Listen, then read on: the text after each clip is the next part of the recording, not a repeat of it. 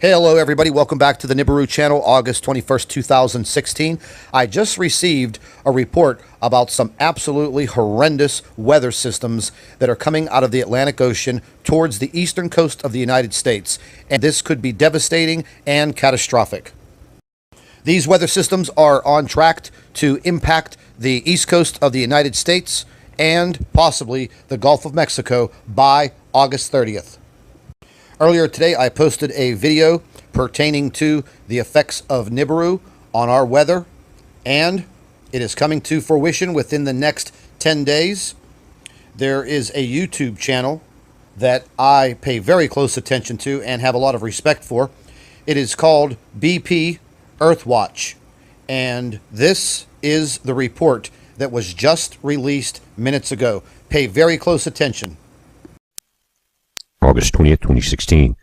As you're looking at a weather map, this is from my Fox Hurricane, and it's out of the Canadian Meteorological Service, you see the CMC, and it's showing three things: 6 hours of accumulated rain, sea level pressure, and your streamlines. Now, again, let's go through this. It stops on August 30th. It's showing the first storm right there is Tropical Storm Fiona. Now, this is a model. Remember that.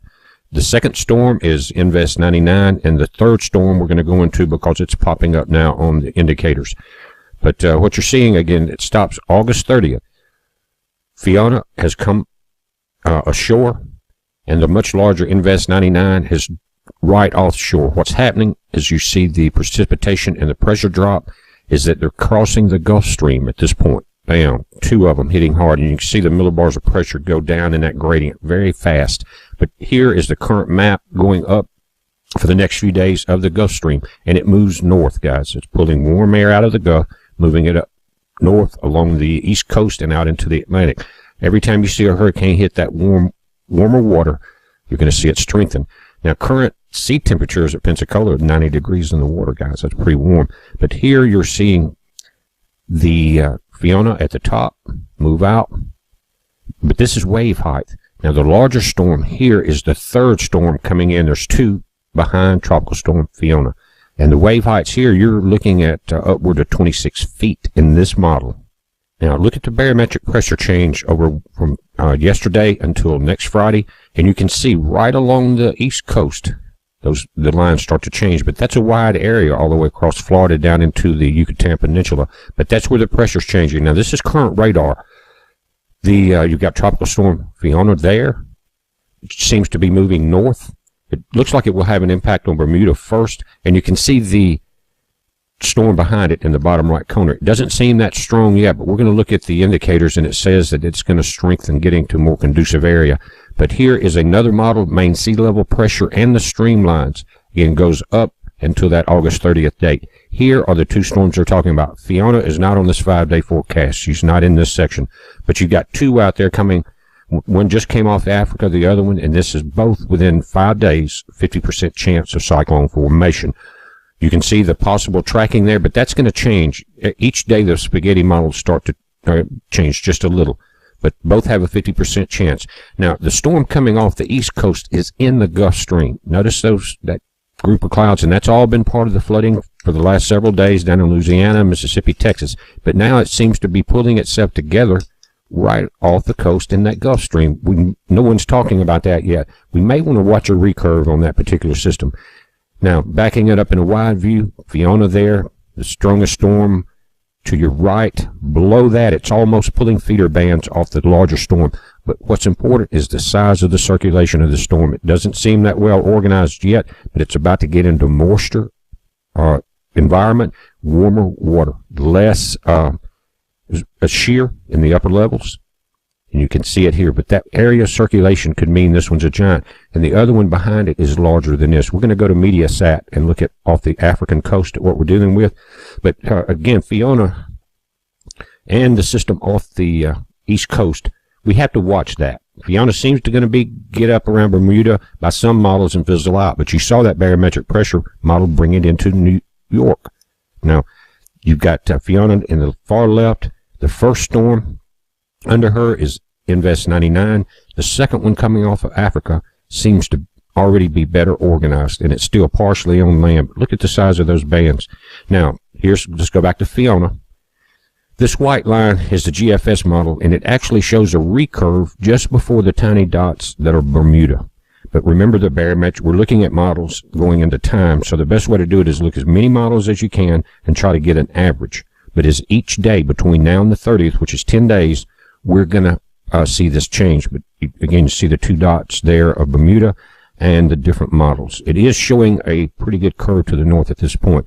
One thing about it here, it's getting into colder water and slowing down. Notice your color chart at the top going down from a tropical storm to a depression. Now, Invest 99 is a different animal. The center of this goes right into southern Florida. You can see the red line, but these are different models, and this is an ensemble of many models from around the globe. The white line is the GFS model right there, and I think that's the one we need to pay the most attention to right now, because we have seen them curve. Now, let's look at the still image. Invest 99 is in the center, but right in the top left corner is Fiona under the writing. Notice that. Look at the size of this thing. If that starts to group and starts to pull feeder bands in it, we're going to have a monster on our hands. Now, let's switch satellites and go over and look at the fire in California, guys. You can see the images from that valley.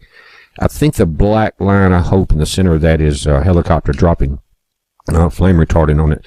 But the winds have shifted slightly, and you notice that coming over the mountains to the right, the winds are coming from east to west. More than likely, they're getting in that valley and moving down the valleys while you see the smoke moving to the south. That could change. We'll have to watch and see how that front of clouds comes over. Now, there's no moisture in those clouds, guys. I know you need it, and I know you hope there is, but there's not. That's why they're telling you to evacuate that area and pay attention to it. One city was just saved over the last night because of a slight change in these winds, but there's been a lot of damage. A lot of buildings have been destroyed. But notice the moisture in the clouds seem to be fading out.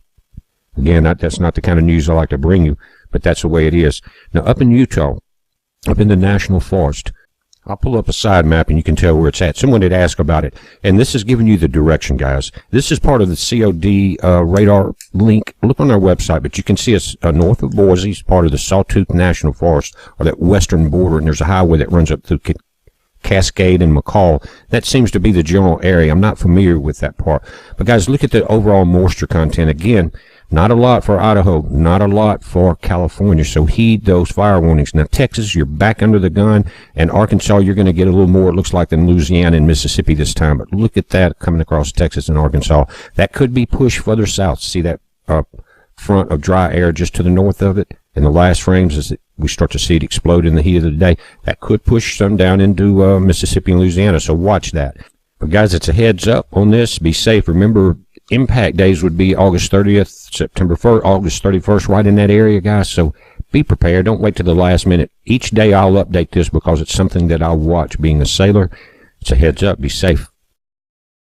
Don't forget to share our videos with your friends and family members on your Facebook page. And also, don't forget to subscribe to our Nibiru YouTube channel. And always remember, keep an eye in the sky.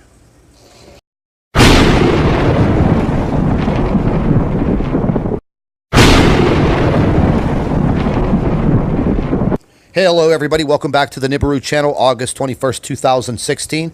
I just received a report about some absolutely horrendous weather systems that are coming out of the Atlantic Ocean towards the eastern coast of the United States. And this could be devastating and catastrophic. These weather systems are on track to impact the east coast of the United States and possibly the Gulf of Mexico by August 30th.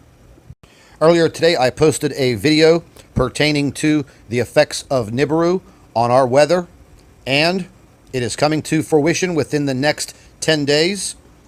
There is a YouTube channel that I pay very close attention to and have a lot of respect for. It is called BP Earthwatch, and this is the report that was just released minutes ago. Pay very close attention. August 20th, 2016. As you're looking at a weather map, this is from my Fox Hurricane, and it's out of the Canadian Meteorological Service, you see the CMC, and it's showing three things.